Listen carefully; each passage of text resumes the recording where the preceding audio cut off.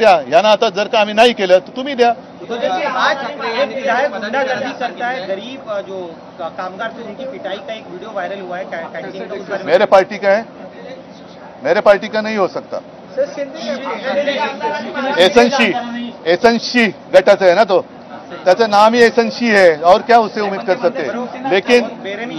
लेकिन ये भी मुझे लगता है कि कुछ ना कुछ चल रहा है, मुख्यमंत्री जी को बदनाम करने का कुछ तो साजिश चल रही है। तो मुख्यमंत्री उन्होंने उनकी अँटेना जो है वो ऑन रखनी चाहिए। आणि मला असं वाटतं की असं जर का कोण वागत असेल तर मुख्यमंत्र्यांनी असं मी ऐकलं की त्यांच्यावरती सक्त कारवाई करण्याचे आदेश दिलेत। करतात की नाही ते थोड्या दिवसात कळेल, नाहीतर मग मी म्हणेन की मुख्यमंत्र्यांचं त्याला पाठबळ आहे की काय। ही शिवसेना स्टाईल नाहीये आणि ते मुळामध्ये ते शिवसैनिक नातं नाहीच आहे, ते एसएनसी गटाचे आहेत। मार्शल आर्ट माझ्या परवानगीशिवाय युतीबद्दल कुणीही बोलता कामा नये।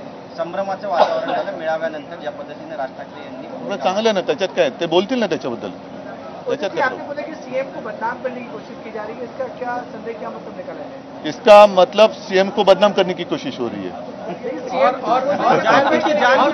जानबूझकर ये सारी चीजें चल रही है। एक बड़ी साजिश है, इसके पीछे एक षड्यंत्र मुझे नजर आ रहा है, क्योंकि एसएनसी का तो दावा था कि वो चीफ मिनिस्टर बने, नहीं बनाया गया, तो उनको तो बेरहमी से वो इंतजार कर रहे हैं। अभी संजय गायकवाड़ कह रहे हैं मुझे मार्शल आर्ट आता है, जूडो कराटे सब आते हैं और फिर मारूंगा।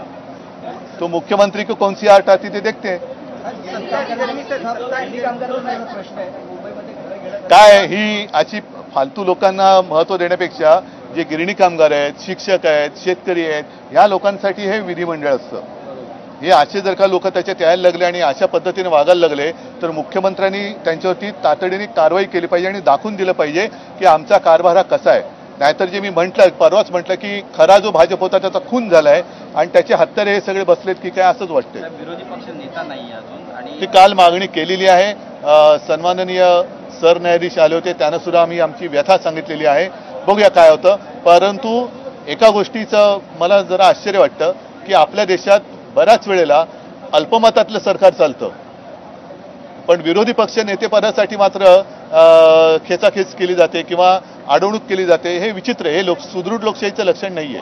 म्हणजे मला असं वाटतं की म्हणजे वाटतं कशाला होतंच, इंद्रकुमार गुजराल जे पंतप्रधान झाले होते, काय त्यांच्या पक्षाचं काय संख्याबळ होतं, पण तरी ते पंतप्रधान झाले होते।